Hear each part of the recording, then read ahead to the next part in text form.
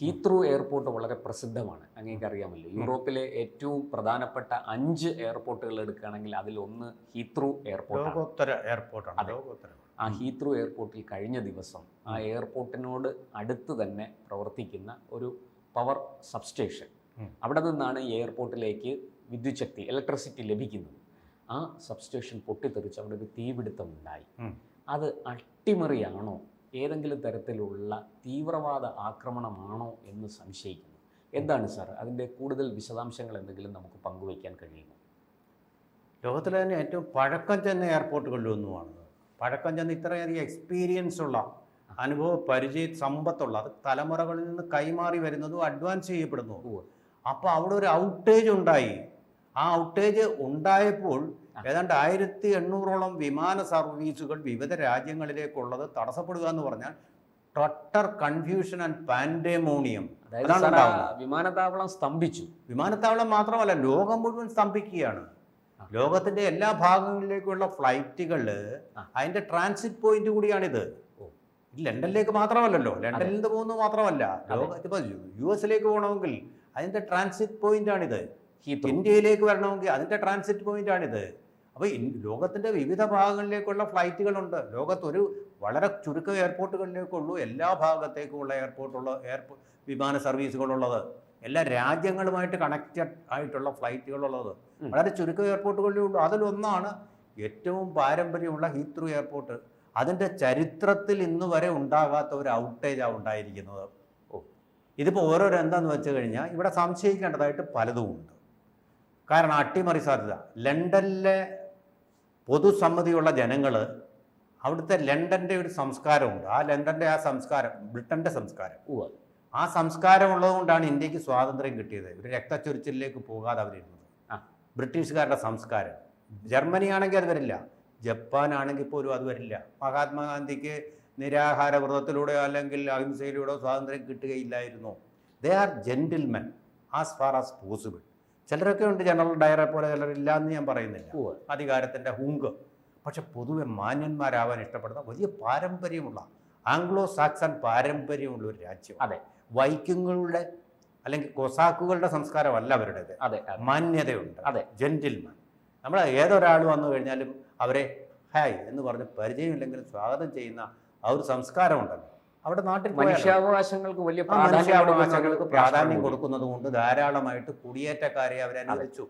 അവരുടെ സംസ്കാരം ഒരു ബിബ്ലിക്കൻ സംസ്കാരം അല്ലെങ്കിൽ ഒരു വിക്ടോറിയൻ സംസ്കാരം, ഇതെല്ലാം കൂടി ഇഴുകിച്ചേർന്ന സംസ്കാരം.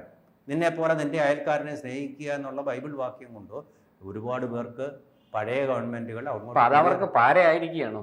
ഇന്ത്യയിൽ നിന്ന് തന്നെ എത്രയോ പേരാണ് പോയത്. സ്വാതന്ത്ര്യം കിട്ടാത്ത കാലത്ത് തന്നെ മഹാത്മാഗാന്ധിയെ പോലെ ആൾക്കാർ അവിടെ പോയല്ലേ പഠിച്ചത്. അവരെ എല്ലാം തുറന്ന കവാടമായിരുന്നു അവിടെ. ഇരു കയ്യും നീട്ടി അവർ സ്വീകരിച്ചിട്ടുണ്ട്, സംശയമില്ലാത്ത കാര്യമാണ്. മുസ്ലിങ്ങൾ അതിൻ്റെ കെയറോപ്പിൽ പല രാജ്യങ്ങളിൽ നിന്നുള്ള പല ഉദ്ദേശ ലക്ഷ്യങ്ങളുള്ള ആൾക്കാരും കുടിയേറിയിട്ടുണ്ട്. അറിയാമല്ലോ ഇന്ത്യ അവിടുത്തെ കഴിഞ്ഞ ഇതിൽ കഴിഞ്ഞ ഒരു മാസം മുമ്പ് വന്ന വാർത്ത, ഈ പാകിസ്ഥാനിൽ നിന്നും ബംഗ്ലാദേശിൽ നിന്നും വലിയ തോതിൽ കുടിയേറിയിരിക്കുന്ന ആൾക്കാർ ലണ്ടനിൽ വലിയ കുഴപ്പങ്ങൾ സൃഷ്ടിക്കുന്നു. വലിയ കുഴപ്പങ്ങൾ. അങ്ങ് തന്നെ ഈ വിഷയം ഇവിടെ ഈ ചാനലിൽ ചർച്ച ചെയ്തതാണ്. ഈസ്റ്റ് എൻഡ് എന്ന് പറയുന്നത് അവിടെ ദാരിദ്ര്യം അനുഭവിക്കുന്നവരുടെയാണ്, അസ്വസ്ഥതകളുടെയും.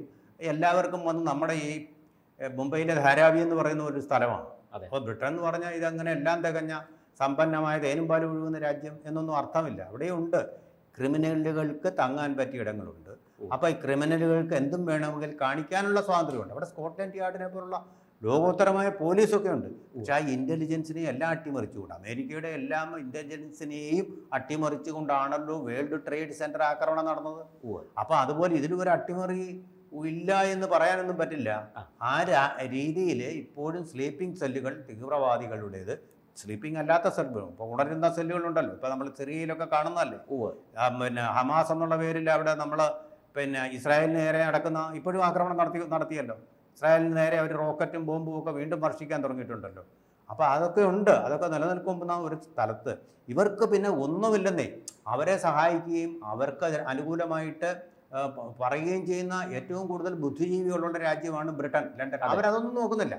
ഇത് നിങ്ങൾ ഞങ്ങളുടെ വിശ്വാസത്തിൽ പെടുന്ന ആളാണ്, അതോ അതിന് പുറത്തുള്ള ആൾ.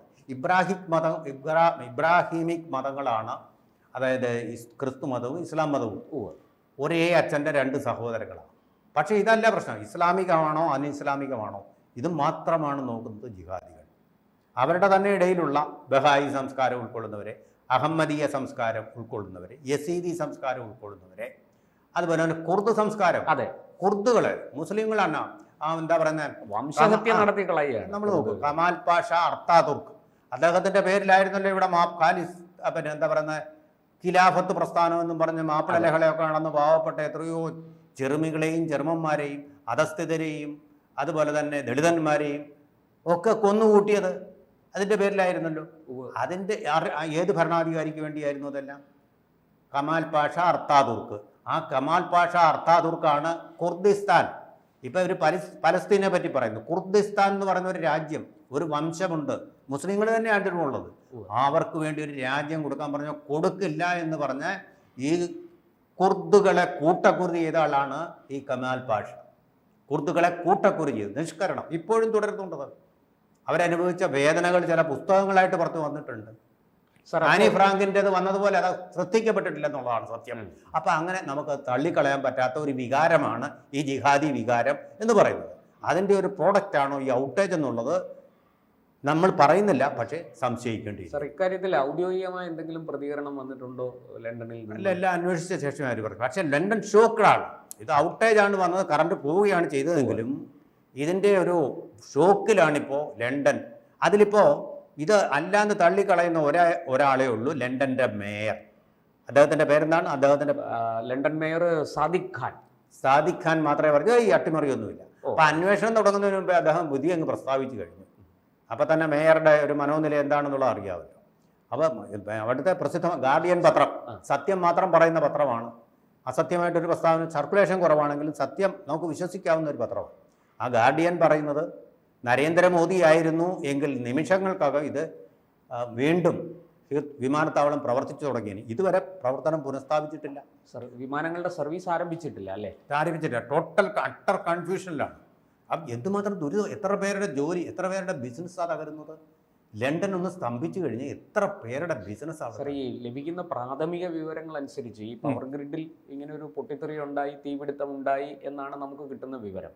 ആ പ്രാഥമിക വിവരത്തിൽ ലഭിക്കുന്ന മറ്റൊരു സൂചന ഏതാണ്ട് 60,000 പേർക്ക് ഈ പവർ സപ്ലൈ ലഭിക്കാത്തത് കൊണ്ട് ഒന്നും ചെയ്യാൻ സാധിക്കുന്നില്ല എന്നാണ്. അതെ, ഒരു നിമിഷം സപ്ലൈ ഇല്ലെങ്കിൽ അവിടെ ജീവിതം മരിച്ചു എന്ന് തുല്യ. വെള്ളം കിട്ടില്ല, വീട്ടിൽ AC പ്രവർത്തിക്കുകയില്ല, കമ്പ്യൂട്ടർ പ്രവർത്തിക്കുകയില്ല. സിസ്റ്റമിക് എറർ, സിസ്റ്റമിക് ആയിട്ടുള്ള കംപ്ലീറ്റ് സ്തംഭനം, സിസ്റ്റമിക് സ്തംഭനമാണ് നടക്കുന്നത്. എന്തായാലും സാർ, ഈ പറഞ്ഞതുപോലെ ലണ്ടൻ അല്ലെങ്കിൽ ഈ UK മൊത്തത്തിലൊരു വലിയ പ്രതിസന്ധി നേരിട്ടുകൊണ്ടിരിക്കുകയാണ്. അവിടെ ഇപ്പോൾ ഈ വലതുപക്ഷ പാർട്ടിയും ഇടതുപക്ഷ പാർട്ടിയൊക്കെ അവിടെയും ഉണ്ട്. അവർ ഈ രണ്ടു കൂട്ടരും ഈ പറഞ്ഞതുപോലെ ഈ കുടിയേറ്റം എങ്ങനെ കൈകാര്യം ചെയ്യണമെന്ന് അറിഞ്ഞുകൂടാതെ ഒരു വലിയ ആശയക്കുഴപ്പത്തിലാണ്. അതിൻ്റെ മുകളിലേക്കാണ് വീണ്ടും ഇത്തരത്തിലുള്ള ഒരു അട്ടിമറി ശ്രമമാണോ അല്ലയോ എന്ന് പോലും നമുക്ക് പറയാൻ കഴിയാത്ത ഒരു സംഭവം ഉണ്ടായിരിക്കുന്നു. അട്ടിമറി ആവാതിരിക്കട്ടെ എന്ന് പ്രാർത്ഥിക്കാനേ നമുക്ക് കഴിയുള്ളൂ. കാരണം ഇങ്ങനൊന്നും സംഭവിക്കണമെങ്കിൽ അതിൻ്റെ പിന്നിലുള്ള ബുദ്ധി എന്ന് പറയുന്നത് വലുതായിരിക്കും. പിന്നെ തന്നെയല്ല, ഈ എയർപോർട്ടിലും ഒക്കെ ധാരാളമായിട്ട് കുടിയേറ്റക്കാരെ അവർ കുടിയിരുത്തിയിട്ടുണ്ട്, ജോലി ചെയ്യുന്നുണ്ട്, ലേബർ ധാരാളമായിട്ട്. അതും ഒരു വെല്ലുവിളിയാണ്, വെല്ലുവിളി തന്നെയാണ്. അത് ഈ തരത്തിൽ ഭീകരവാദം ഇത്തരത്തിലും ആയിട്ടുണ്ടോ എന്നുള്ളത് അല്ലെങ്കിൽ വലിയ ആശ്വാസമാണ് നമുക്ക്. ആവാതിരിക്കട്ടെ എന്നുള്ള പ്രാർത്ഥനയോടുകൂടി ഒരു അപകടമായി അത് അവസാനിക്കട്ടെ എന്ന് നമുക്കും പ്രാർത്ഥിക്കാം. കൂടുതൽ വാർത്തകളും വിശേഷങ്ങളും നിങ്ങളിലേക്ക് എത്താൻ ABC മലയാളം സബ്സ്ക്രൈബ് ചെയ്യുക, ബെൽ ബട്ടണും അമർത്തുക.